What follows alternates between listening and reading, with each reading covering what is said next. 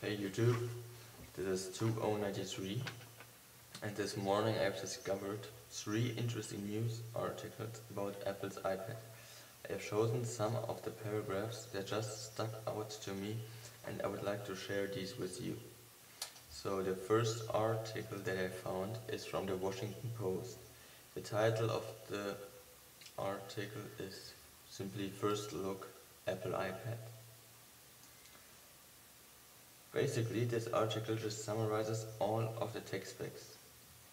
The first paragraph in this article that caught my attention is this one, down here. It's true that the iPad resembles an oversized iPhone, but in some ways that comparison diminishes all sorts of new potential. The iPad screen is 3 times larger than that of the iPhone or iPod Touch, and that extra real estate primes the iPad for activities you couldn't even consider doing with the comparatively tiny iPhone or iPod Touch screen. And now I think that this is a really good point, because a lot of people always say that the iPad just sucks and there's nothing good about the iPad. The iPad is just a large copy of the iPhone, but obviously iPad has a few benefits in comparison with the iPhone or iPod Touch. And because, for example, the iPad is way better for books, for e-books, than an iPhone or iPod Touch is. And this is simply because it's such a big screen, so that it's just easier and more comfortable to read news articles or e-books or do other things that require a lot of reading. A large screen just makes it easier to read. And now I also have a second paragraph on this website, or in this article I would like to share with you. So for that, let me just go to the second page here, and then I just need to find it. It's further down here. Here it is. Another concern remains Apple's lack of Adobe Flash support, which means as its services like Hulu and the full YouTube catalog can't be viewed on the iPad. Even as some sites switch to HTML5, the lack of Flash is disappointing, giving the format's prevalence across the web. Now this is actually a really good point, because I myself have already discovered this a lot of times when I was surfing the web with my iPhone. A lot of webmasters like to include Flash into their websites, and if you have an iPod or iPhone and you go onto the internet with one of those devices and you try to access websites that have some Flash content in it, the only thing that happens is that a huge question mark appears on the screen, and that's just all the time, and you can't see the content of that web page. So what you then need to do is you need to go to your Mac or PC and try to access the website with your normal browser. And I think that is really annoying, because it would be way better if you could just go to the website and just see all of the Flash content that there is on your iPhone or now even iPad. But maybe the new HTML5 will help to support iPhones and iPads and iPod Touches to be able to access Flash content, because as this paragraph also says, Flash content is really widespread across the web. Now I would like to go to my second article, which is from Mac Guide, and this article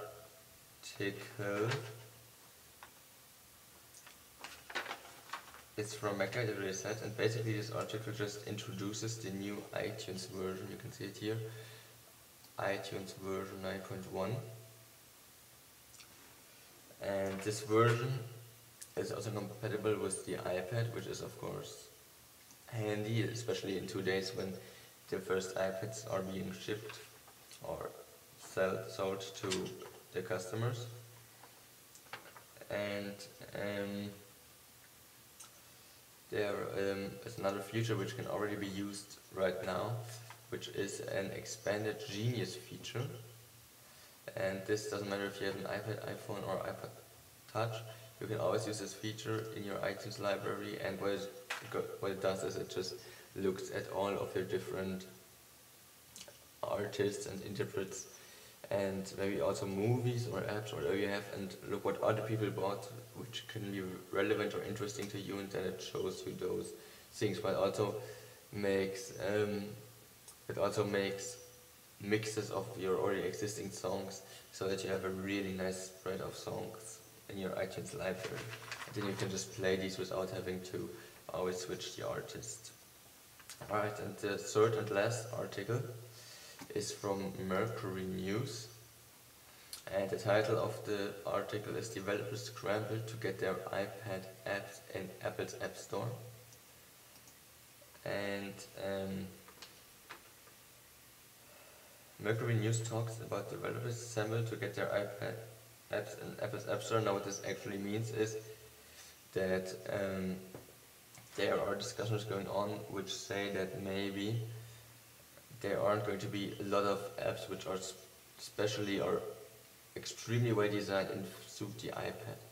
So and for this there's a really interesting paragraph down here. It says, "It's uncertain how many apps there are for the iPad, either made exclusively for the new device or upgraded from the iPhone, will be available this weekend, but most speculate at least 200 will go on sale when Apple stores open their doors on Saturday.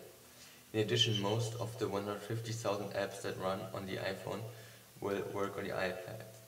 And now there are two important numbers in this paragraph. The first one is that there are probably going to be 200 new and especially or exclusively made for the iPad apps, and even if there are less than this, I guess there are still a lot of fun apps, because and they also say that 150,000 apps will run on the iPad, which may actually be designed for the iPhone or also iPod Touch.